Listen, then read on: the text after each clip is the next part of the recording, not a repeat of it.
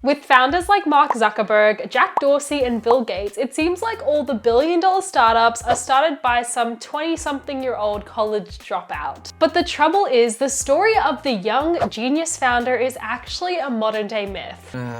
Everyone wants to be rich. But according to the new book, Super Founders, what data reveals about the billion-dollar startup, the median age at which these founders start their billion-dollar businesses is actually 34 years old.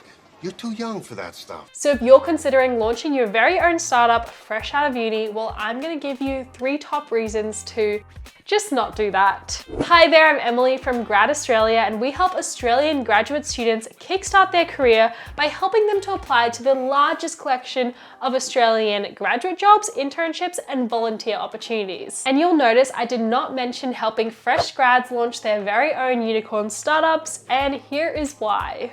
The first point I want to make is that you don't know what you don't know. And that's okay, because successful entrepreneurs aren't smarter than you. No, I know I'm not smarter than you. A big chunk of wisdom that comes from experience is actually being able to admit how little you know. But they've been around the block long enough to have a sense of what key problems in their sector need solving. And for any startup that wants to have a shot at succeeding, it needs to solve a key problem. I will solve this problem. So why not pick up a grad job where you can get paid to put in time and gain experience while you figure out what those key problems are? Even if it's only a couple years, you'll be giving yourself invaluable education. Education's important. You'll be able to make mistakes, learn the ropes, and develop real-world knowledge of your sector. Plus, you'll be able to see more problems, so that means you're gonna have a better shot at seeing what the next big opportunity is. Just don't forget about us little guys when your startup makes it big. What about us? Don't forget to mention us. The next reason is that by taking on a graduate job, you're actually giving yourself a longer runway. So here's a common story that is sadly not a myth. That is not a great story. A founder builds a company around meeting a genuine need, puts a good team together, and then goes bankrupt because they can't refine the business model enough to be profitable before the company bank account goes dry.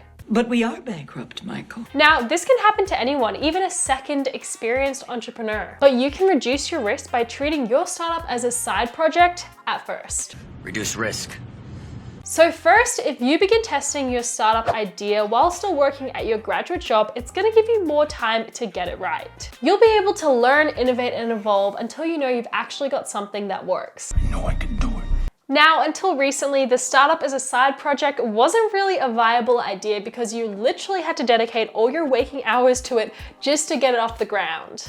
Google was a little startup just like we are. But today, the cost of creating a minimum viable product is actually lower than ever. Say you're looking to develop something in the app space. You may not even need coding skills anymore thanks to the apps that have been designed to help non-coders build apps. Didn't write that code. In other words, you can start slow and build your business carefully and patiently. And you won't have to burn through much of your startup capital until you've got a minimum viable product with some appeal. The most successful businessman of the year.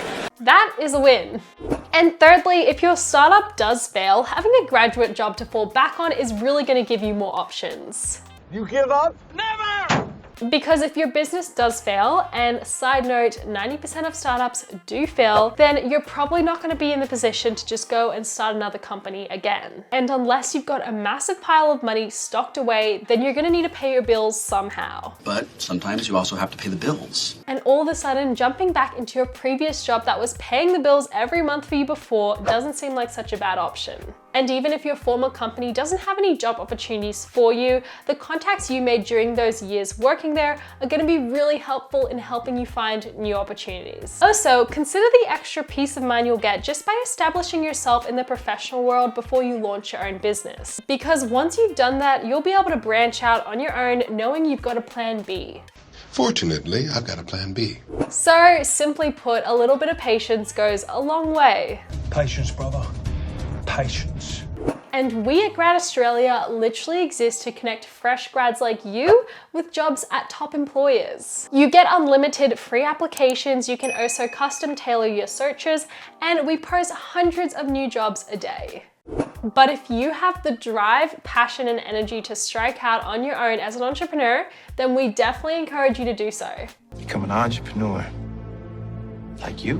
But we do suggest you take the time to get grounded in the larger business world and then go out Go out. We all make mistakes.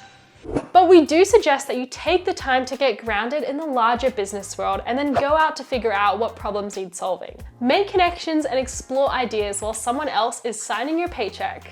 By the way, if you're in Australia and you're thinking about applying for a grad job at the Big Four, meaning Deloitte Australia, Ernst & Young, PricewaterhouseCoopers, and KPMG, then check out our previous video where we break down exactly what the Big Four are paying fresh grads like you every month.